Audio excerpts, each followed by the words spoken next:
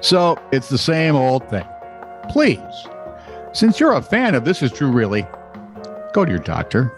Get checked out. Could be a physical problem. Yep. And if that doesn't work, ask your doctor for a referral to someone who does the... You like that? I did. He pointed to his head for those of you listening. Oh, yeah, I forgot. Pointing to my head, then making my fingers smaller to imply head shrinker. Where was I going with this? I have no idea. You were doing the tease. Please like, subscribe, and whatever. Yep. Was it like, subscribe, and follow. Around with? Oh, yeah. And follow This Is True Really, and have all your friends do that so that we can stop this and I don't get lost in these weird dark alleys in my brain. Talk to the other inmates where you live. They're not talking to me. This is True, Really News with Scott Combs and Tony Vercanis. All the news you're about to hear is true. Really? As far as you know. Oh, you mean them? Sorry. What? So if you're in Glasgow... Hang on, it's Phil. I'll be right there. Okay.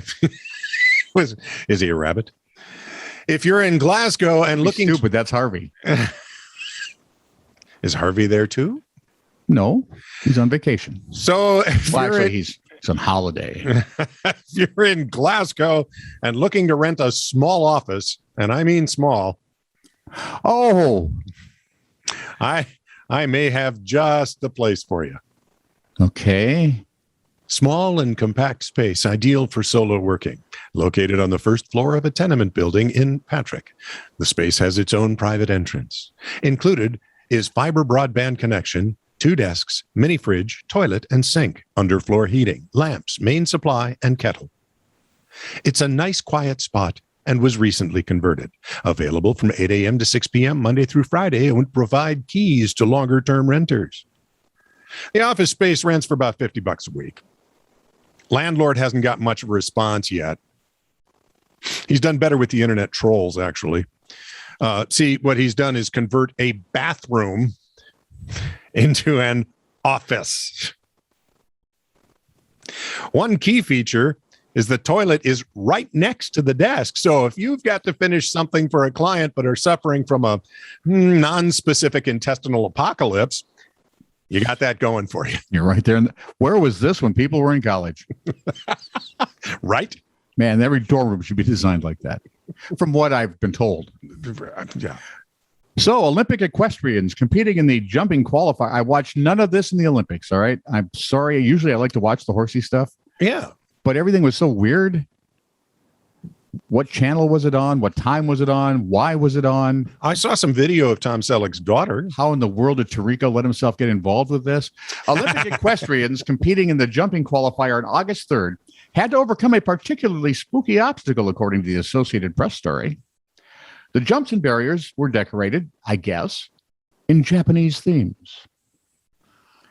And next to number 10 is a life-size crouching sumo wrestler that horses and riders approach from behind.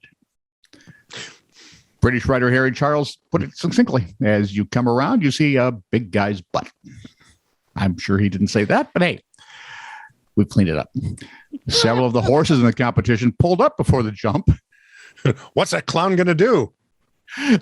Penelope La Provost of France had her horse do the old stopperoo. He balked at an obstacle. That, of course, gets you penalty points, affecting a team's entry into the finals. Teddy Volk of Israel said, horses don't like to see a guy looking intense right next to a jump, looking like he's ready to fight you. You think? The good news, on August 6th, 3 days later, the AP reports the sumo wrestler was removed from the obstacle course. They also took out a nearby patch of cherry trees that riders thought were spooking the horses as well. Oh, for Pete's sake. What do the horses train on? They don't cherry tree plantation. They don't train with cherry trees and sumo wrestlers. And horses are weird that way, because if you make a change, it looks like a whole different course to them. It drives them nuts. People. Yeah. Some of them. Yeah. Speaking of people. Wilbur. A combination of administrative backlogs and a spike in the COVID-19 deaths have resulted in some 1,000 unburied coffins at Rotoli Cemetery in Palermo, Sicily. As you may be aware, Sicily is also experiencing a severe heat wave. The best of all worlds. If you put these two circumstances together, what do you get? Hecky. Even better. No. Exploding coffins. See, cadavers. The bloat. Plenty of gases. And when you heat them sufficiently, poof. So they don't embalm. This boom in exploding coffins has resulted in them being stored in offices, on shelves, and in tents. Now there's a rush to bury them, and it's not just the heat. Thunderstorms are forecast. And last year, a flash flood swept through a major cemetery in Palermo, leaving caskets floating in the rainwater.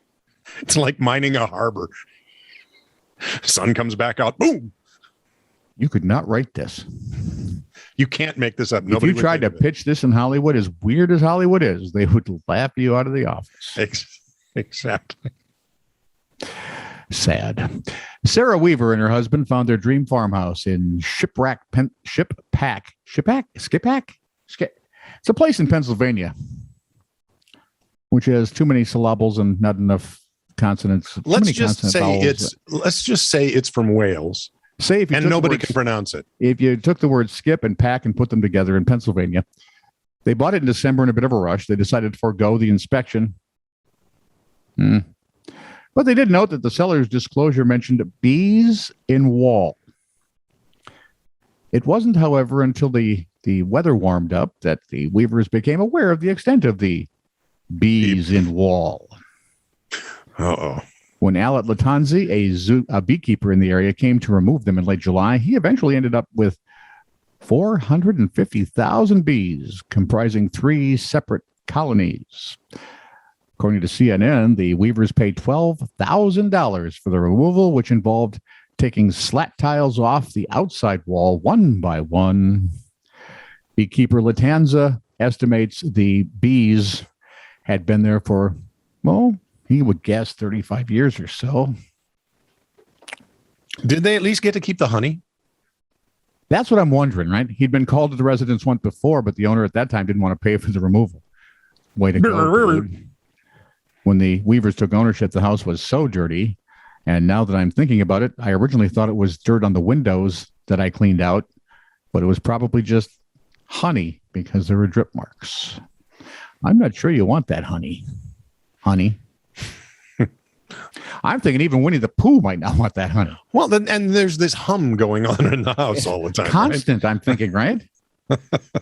We tend to have every once in a while wasps. Yeah. So we know how to take care of those. You look at someone, give them a stick, and say, here, try that. It's entertainment. Cheap. For the whole family. Actually, you tell the neighborhood and do a little picnic beforehand. It's kind of fun. This is true, really news. Send email to TiTR@netradio.network.